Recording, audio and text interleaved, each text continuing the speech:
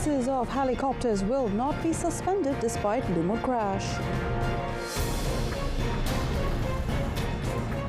Government serious in resolving palm oil industry issues.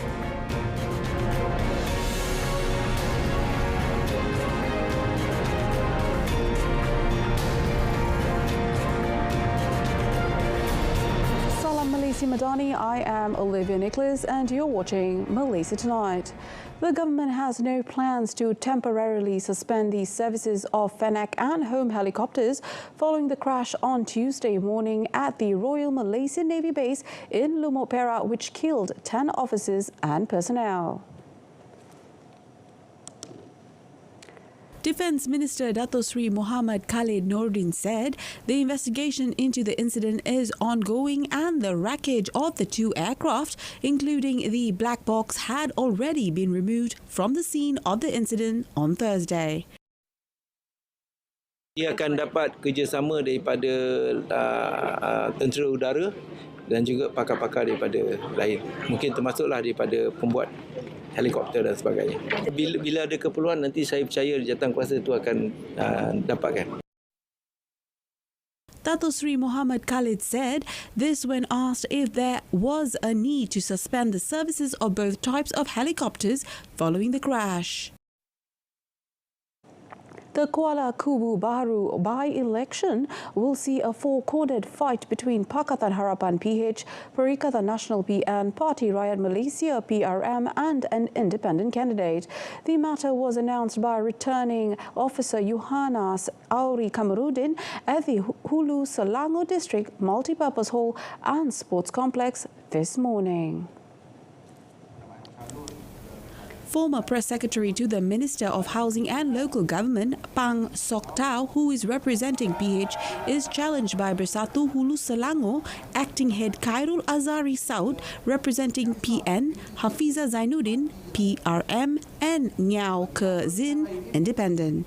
The by-election was held following the death of incumbent Lee Ki Hyong on 21st of March due to cancer. The Election Commission set a campaigning period of 14 days starting today until 11:59 p.m. on the 10th of May. The electoral roll for the Kuala Kubu Baharu by-election has 40,226 voters, consisting of 39,362 ordinary voters, 625 policemen, 238 armed forces personnel and spouses, and one overseas absentee voter. The EC set the polling day for the by-election on the 11th of May, while early voting is on the 7th of May. Meanwhile, Home Minister Dato Sri Saifuddin Nasution Ismail reminded all parties to refrain from raising provocative issues, including those related to the 3 Rs, religion, race and royalty, which could cause tension during the Kuala Kubu Baharu by-election. Keadaan yang rancak dalam suasana kempen. Jadi kita gesa dan kita anjurkan, kita nasihatkan supaya semua yang terlibat, supaya pertama patuh dengan semua undang-undang dalam negara kita, kawal tutur kata dan ucapan kita dan tulisan kita. Kemudian sudah tentu akta yang paling penting di sini adalah berkaitan dengan tugas SPR, menjalankan pilihan raya secara adil dan sebagainya. Fokus pasukan polis dari segi keselamatan dan ketenteraman awam. Meantime, Communications Minister Fahmi Fadil said he has instructed the Malaysian Communications and Multimedia Commission (MCMC) to increase monitoring to detect any illegal posts on social media platforms. Saya harap rakyat Malaysia mengambil iktibar daripada siri kes yang telah dibawa ke mahkamah, mereka yang meletakkan komen-komen yang keterlaluan, yang ekstremis, hingga ada yang dikenakan denda yang sangat tinggi, dan jika gagal membayar denda maka hukumannya adalah penjara. Jadi saya bagi peringatan, sempena tempoh kempen ini, berkempenlah dengan sihat, berkempenlah dengan fakta, elak daripada menyatakan perkara-perkara berkait dengan isu 3R, sama ada menyentuh raja-raja, agama dan juga kaum.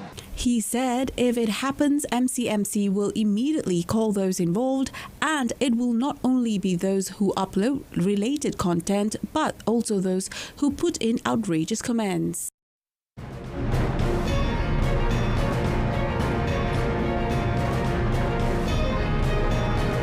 Coming up next, 3 new firms keen to invest in semiconductor. The government is serious in resolving the issues surrounding the palm oil industry in the country. Plantation and Commodities Minister Dato Sri Johari Abdul Ghani said the issues, particularly environmental and social issues, could affect the 102 billion ringgit export potential when the country produces between 18.5 tonnes and 18.6 tonnes of crude palm oil. He said Malaysia is committed in ensuring sustainable palm oil practices through its Sustainable Palm Oil MSPO certification scheme. The MSPO scheme grades oil palm plantations, small holdings and processing facilities to ensure there is no biodiversity loss, land conflict, deforestation and forced labour. Dalam negara kita ini ada 73% daripada jumlah keluasan tanaman sawit dikendalikan oleh syarikat-syarikat besar dan juga ladang-ladang besar. Dan 27% daripada tanah-tanah yang kita tanam kelapa sawit ini adalah datang daripada smallholders, iaitu lebih kurang 1.5 million hectares. Jadi kita nak pastikan 1.5 million hectares ini tidak akan menjejaskan kita punya MSPO punya certification, kerana buah-buah ini akan masuk ke dalam kilang-kilang ini. Jadi setakat hari ini, I think kita dah berjaya lah mencapai hampir 90% lebih %. He said this when opening Sarawak Oil Palms Refinery and Fractionation Plant 2 at the Kidurong Industrial Estate Area, Phase 2 in Bintulu today. He said palm oil production is an important industry in Malaysia which could boost the country's economy through its upstream and downstream activities. 3 new semiconductor companies are keen to invest in Pulau Pinang with total investments of $100 million. The 3 companies are China Wafer Level CSP Co., WLCSP, Ningbo SJ Electronics Co., SJE and Wuxi Amte Inc. Chief Minister Chow Kon Yeow said the investment, according to Blue Chip Venture Capital, which played a pivotal role in attracting these strategic investments to the state, is set to bolster the state's growing integrated circuit IC design and advanced packaging ecosystem.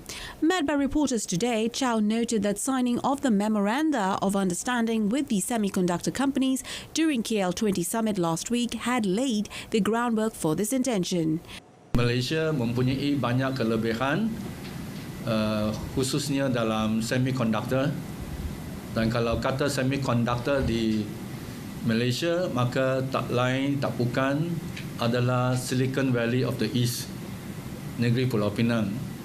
Jadi sepanjang setahun 2 ni kita telah menyaksikan banyak interest daripada syarikat-syarikat ini untuk melihat kepada pelaburan di Pulau Pinang. Blue Chip VC co-founder and Chief Executive Officer Tim Chin said these collaborations mark another milestone in Pulau Pinang's semiconductor industry, and they would take several months before they taking off. The federal government has allocated 1.5 billion ringgit for physical development projects in Terengganu this year under the rolling plan for RP4 of the 12th Malaysia Plan RMK12. Defence Minister Dato Sri Muhammad Khalid Noordin, who is also the co-chairman of the Terengganu State Development Action Council, said the allocation involves 99 new projects and 296 ongoing projects. He said some of the major projects currently underway, either ongoing or new, include Dugong Hospital, Kemaman Hospital, upgrading the bridge across Sungai Marang, river estuary conservation in Dugong, Setia and Besut, as well as coastal erosion control projects. Adalah satu penunaian tanggungjawab oleh kerajaan pusat bahawa peruntukan yang besar tetap disalurkan tetapi terus kepada rakyat Terengganu. Ia hanya perbezaan kaedah. Kalau dahulu mungkin kerajaan negeri yang buat, tapi sekarang kita terus, atas sebab itulah kita membuat pelantikan kepada Jawatankuasa Pembangunan dan Keselamatan Kampung Persekutuan. He said this to reporters after the Rumah Kasih Ihsan Repair Category handover event at the home of single mother Noriani Jafar alias Hitam, 55, in Kampung Dusun Tembakau in Manir near Kuala Terengganu today. Dato Sri Muhammad Khalid said that as of last Monday, the progress performance of the development projects in Terengganu had reached 24.96%, marking a positive development, and it is hoped that the projects will be completed soon for the benefit of the people in Terengganu. He added that the projects involved, especially those prioritised by the state, will be closely monitored by the Implementation Coordination Unit (ICU) of the Prime Minister's Department and the Terengganu State Development Office (PPNT). The first 1,000 visitors stand a chance to receive e-wallet vouchers worth 20 ringgit at the Madani Rakyat Northern Zone program to be held at the Sungai Nibong Festival Ground, Pulau Pinang from the 3rd to the 5th of May. Ministry of Domestic Trade and Cost of Living KPD and Research and Consumer Policy Division Director Muhammad Zikril Abdullah stated that the initiatives aim to promote the use of e-wallets among the traders and consumers in the retail sector. Yang mana dalam program pada kali ini kita akan bawa beberapa syarikat yang akan menawarkan cashless ataupun tanpa bayaran tunai, dan kita menggalakkan para peniaga di tapak pesta tersebut untuk participate ataupun bersama-sama dengan kita berdaftar dengan pihak-pihak yang berkenaan untuk mereka menawarkan kepada pengguna tidak perlu menggunakan bayaran tunai di tapak pesta tersebut. Dan antara kita lihat rakan strategi yang kita panggil tu, rakan strategi yang bersama dengan kita adalah Tashengo, Maybank dan juga pihak-pihak lain yang terlibat secara langsung dengan cashless. Speaking during Selamat Pagi Malaysia program on TV1 this morning, he mentioned that among the items on offer at the Madani Rakyat sales this time are rice, cooking oil, chicken and vegetables, with discounts from 10 to 30% on certain items. The program also integrates 6 different ministries offering direct services and sales to the public covering Pulau Pinang, Perlis and Kedah. In addition to KPDN, they include the Ministry of Agriculture and Food Security, the Ministry of Rural and Regional Development, Ministry of Entrepreneur Development and Cooperatives, and the Ministry of Communications. The 2024 Madani Rakyat Program is a continuation of the Madani government's one-year anniversary program held at the Bukit Jalil National Stadium in December last year. The Territorial Sea Act 2012 Act 750 remains valid and applicable throughout Malaysia, including in Terengganu, unless declared otherwise by the court. In a statement today, the Prime Minister's office asserted that it was the federal government's position that Act 750 was enacted and passed by Parliament lawfully under the federal constitution. The PMO said the purpose of Act 750 was to provide provisions regarding Malaysia territorial waters and to preserve the integrity of Malaysia's territorial borders and sovereign rights, as well as to ensure the security and integrity of its territory. According to the statement, the enactment of the Act was also to fulfill Malaysia's obligation under the 1982 United Nations Convention on the Law of the Sea UNCLOS. In line with the values of Malaysia Madani, it is reiterated that the federal government also provides development allocations to all states, including Terengganu. Responding to the Thai Bankers Association's announcement on Thursday of a cut in the minimum retail rate MRR for the credit-worthy customers of 0.25% for 6 months, 6 state banks announced today that they will also cut their lending rate for their small borrowers by 0.25% starting 1st of May. The 6 banks are the Government Savings Bank, the Government Housing Bank, the SME Development Bank, the Export-Import Bank of Thailand, the Thai Credit Guarantee Corporation and the Islamic Bank of Thailand.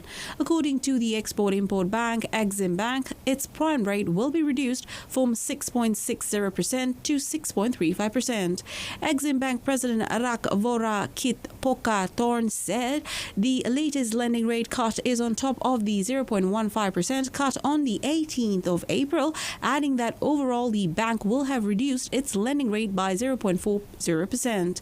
Government Housing Bank President Kamon Pob V. Rapala said that the lending rate for its credit-worthy clients will be cut from 6.795% to 6.545% effective 1st of May. This will benefit about 18 million bank account customers, including the financially fragile.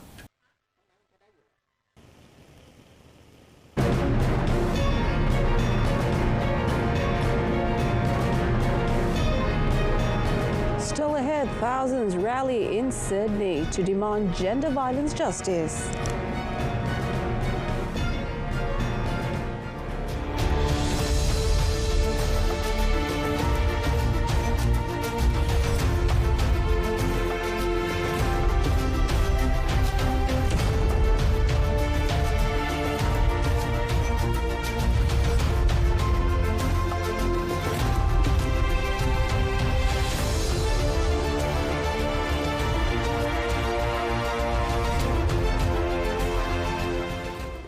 Prime Minister Dato Sri Anwar Ibrahim will embark on a working visit to Riyadh, Saudi Arabia to participate in a special meeting of the World Economic Forum WEF from the 29th of April.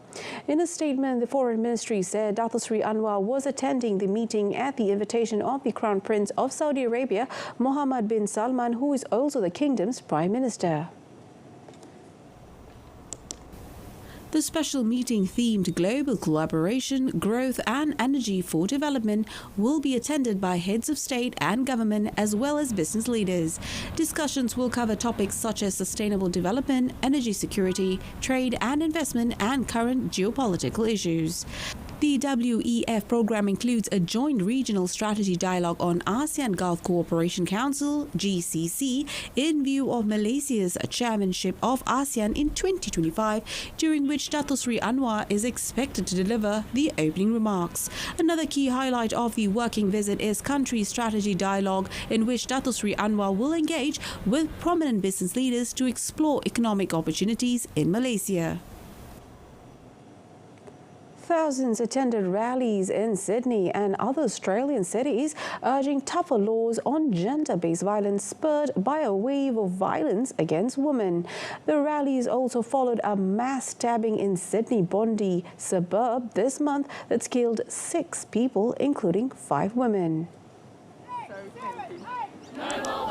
Protesters demanding stronger criminal laws gathered in Sydney, capital of New South Wales state, for a rally and then a march that closed city streets. In South Australia's capital Adelaide, it was estimated around 3,000 people rallied at the city's Parliament building. Prime Minister Anthony Albanese said he would be part of a rally in the national capital Canberra tomorrow. Gender-based violence is an ongoing issue in Australia, a nation of 26 million. In 2021, tens of thousands rallied over allegations of sexual abuse and misconduct in some of the nation's highest political offices. Dozens of tornadoes struck the central United States, razing homes, knocking down power lines and injuring at least 3 people. More than 70 tornadoes were recorded across the country by the National Weather Service NWS, most of them around Omaha, a transportation hub in Nebraska. Images from storm chases posted on social networks showed immense black twisters sweeping across the sky, turning over earth, dust and materials in their path. In the Omaha suburb of Elkhorn, the storms razed numerous homes, blew off roofs and stripped trees of leaves. Further south near the Nebraska state capital of Lincoln, a tornado struck an industrial shed. The 70 or so people inside the roof collapsed were evacuated, but 3 suffered non-life-threatening injuries. To the northeast of Lincoln near Waverley, powerful storm winds toppled a train from its tracks. According to tracking site poweroutage.com, about 11,000 households were without power in Nebraska.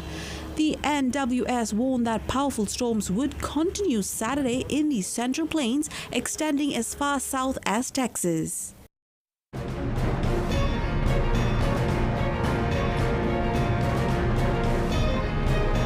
Sports industry cabinet paper to be presented within a month. Stay with us.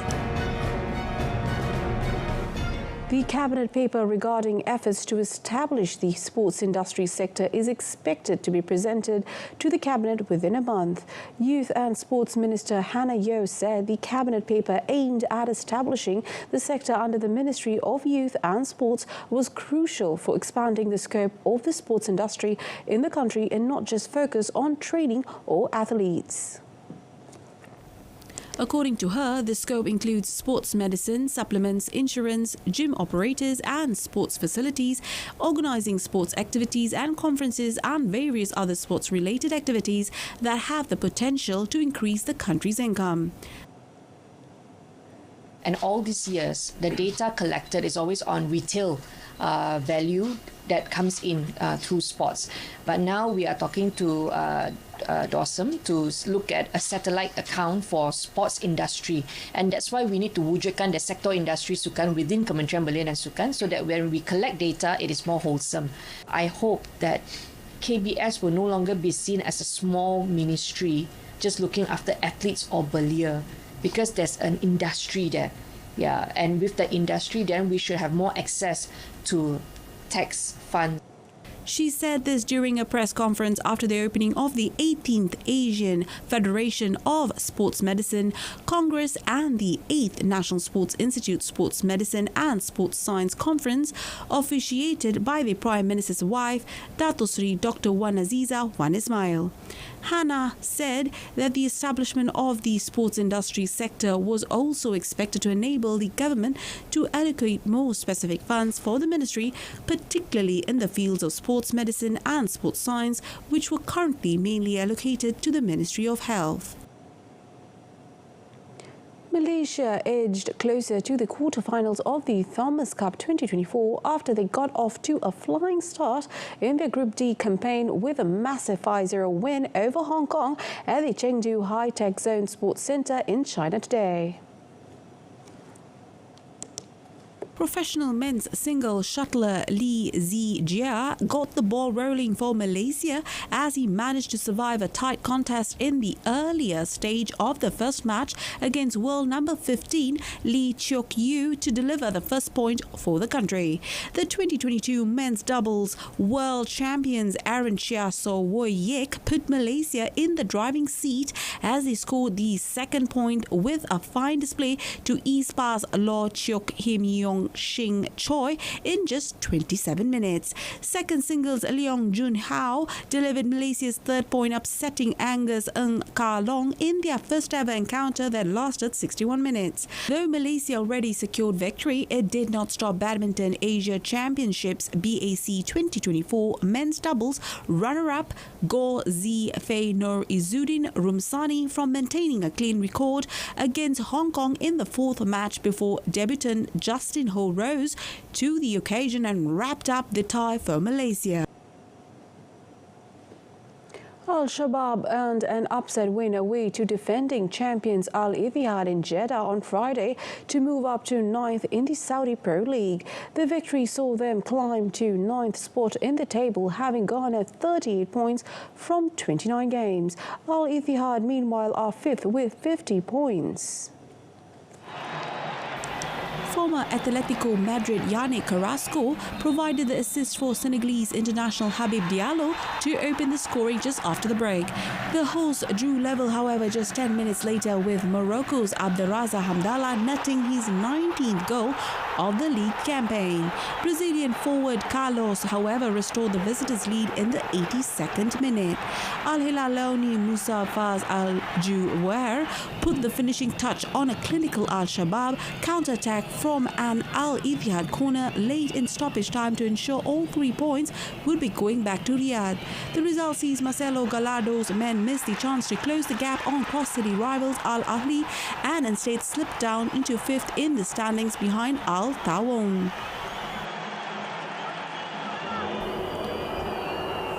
Meanwhile, league leaders Al Hilal moved closer to the Saudi Pro League title with a 3-1 win over Al Fateh on Friday. After a scoreless first half, it was Al Fateh who drew first blood in the 57th minute when Moroccan international goalkeeper Yassin Banu spilled a low-drilled effort from Lucas Zelarayan.